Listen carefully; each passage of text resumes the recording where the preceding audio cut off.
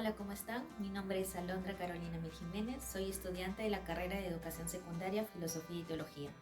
El tema que estamos tratando el día de hoy son los atributos entitativos de Dios. A continuación vamos a hablar lo que es la trascendencia divina de Dios. Ahora bien, para poder empezar a explicar sobre qué es la trascendencia de Dios, vamos a tener que recordar cuáles son sus anteriores atributos entitativos. Tenemos la simplicidad. Esto quiere decir que Dios no tiene composición. La perfección, que Dios es plenamente perfecto. La infinidad quiere decir que Dios es acto omnipresente. La inmutabilidad, que Dios es eterno, y la unidad, que Dios es uno. Ahora, ¿qué es la trascendencia? Pues la trascendencia es aquello que es o está fuera de otro o sobre otro, aquello que excede o rebasa a otro. Dios es trascendente al mundo. Existe una cuestión de lo que es la trascendencia gnoseológica y metafísica.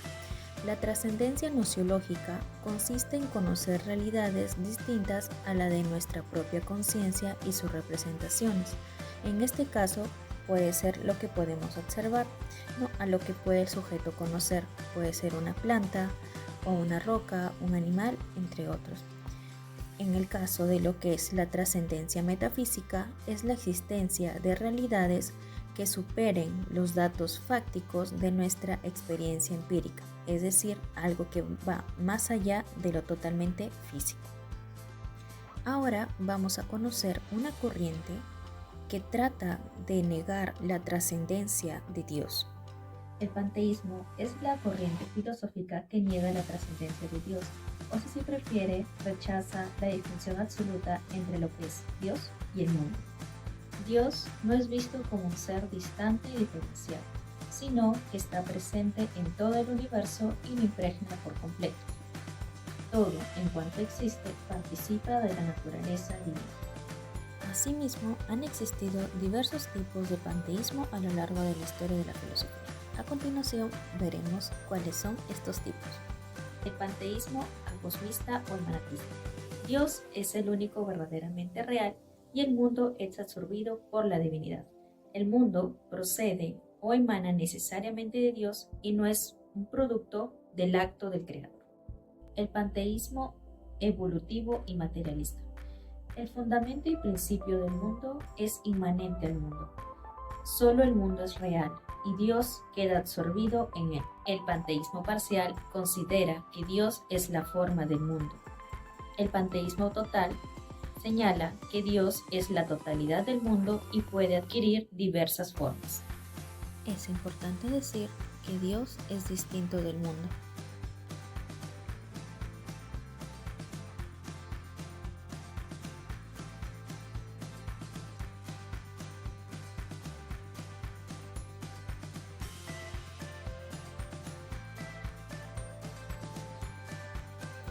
Dios no es parte del mundo. Dios es el ser y causa primera. Por tanto, es primera gente. En consecuencia, no puede formar parte de ningún compuesto. Ninguna de las partes de un compuesto puede ser, porque en todo compuesto hay al menos dos elementos mutuamente referidos, que se comportan como potencia y acto, como participante y participado. Pero ya hemos visto repetidas veces que Dios es el ser y en consecuencia es primero.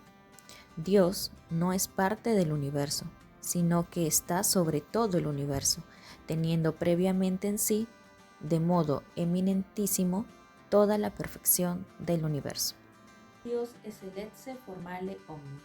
Los estoicos y Amalérico de Gagenel opinaron que Dios es el principio formal de todas las cosas, lo cual Dios entraría a formar parte del mundo como principio formal, lo cual esto es totalmente incorrecto. A diferencia de Santo Tomás de Aquino, nos dice que el ser de Dios no adviene a una esencia, sino que se identifica sin residuo a ella. Además, si el ser divino fuese el ser de la formalidad de todas las cosas serían uno, por lo cual esto es también totalmente falso. Dios no puede ser el ser común, porque éste tiene únicamente un valor lógico o mental. Dios entonces no es un concepto, sino un ser realísimo. Asimismo, Dios no es el ser de los entes, sino su causa, el absoluto. Ahora vamos a explicar por qué Dios no es la materia prima. Sabemos que Dios no es cuerpo. En cambio, la materia prima es pura potencialidad y Dios está plenamente en lo que es acto puro. Como ejemplo tenemos a la arcilla. La arcilla viene a ser moldeada por el alfarero para poder sacar bonitos jarrones. Entonces podemos decir que la arcilla está en potencialidad de llegar a ser lo que nosotros querramos moldear. Ahora vamos a ver de que Dios no es la totalidad de lo que existe. El mundo no se identifica con Dios y esto se puede comprobar con la observación. En este caso, si todo el mundo se identifica con Dios, pues dejaría de ser posible la explicación de que el mundo sea contingente, temporal y también mutable. Pero por sentido común nos dicen que el mundo sí tiene que tener esas características, porque en caso si no las tuviera, pues entonces no existiría mundo. Y es por eso que no se puede decir de que Dios y mundo son lo mismo. Y es ahí en donde se puede decir que el mundo es contingente, es temporal y también es mutable. Asimismo, se puede decir de que Dios es absolutamente simple, de que es absolutamente el ser. A diferencia del mundo, que existe por participación, es decir, de que participa por el ser de Dios, viene a ser totalmente distinto a él. Como bien sabemos, Dios es el absoluto en sentido propio y al mismo tiempo es la causa absoluta de los entes. Esto quiere decir que Dios es todo, pero no todo lo que existe es exactamente Dios. A pesar de que el ser de los entes existe, pues no quiere decir que sea connatural al ser de Dios. Además, como ya sabemos, Dios es todo por esencia. En cambio, la existencia de los entes viene a ser solamente por participación del ser de Dios. Muy bien, ahora vamos a pasar a lo que es el panteísmo metafísico de Spinoza. Vamos a empezar por explicar qué es la sustancia para Spinoza. Pues para Spinoza la sustancia es aquello que es en sí y se concibe por sí. Esto es, aquello cuyo concepto no necesita del concepto de otra cosa por el que deba ser formado. Esto quiere decir de que no necesita de otra cosa para poder existir. Entonces la sustancia es una y única, es decir, que fuera de Dios no puede darse ni concebirse otra sustancia. En conclusión, lo que plantea Spinoza es que todo es Dios. Dios, para Spinoza, es el causa sui, cuya naturaleza no puede concebirse sino como existente, cuya esencia envuelve a la existencia. Esto quiere decir que la existencia necesaria de Dios es el punto de partida para afirmar que no hay causalidad eficiente. Con esto se llega a que no hay dependencia de las cosas a Dios. Lo que hay es pertenencia. Si hubiera alguna perfección fuera de Dios, pues no sería Dios. A continuación tenemos el panteísmo de Hegel. El panteísmo de Hegel nos dice que la realidad de Dios es como un espíritu absoluto que actúa en todo, que el verdadero ser de lo finito es el infinito.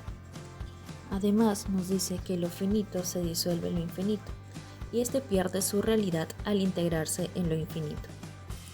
Pero a todo esto, ¿qué es lo finito y lo infinito?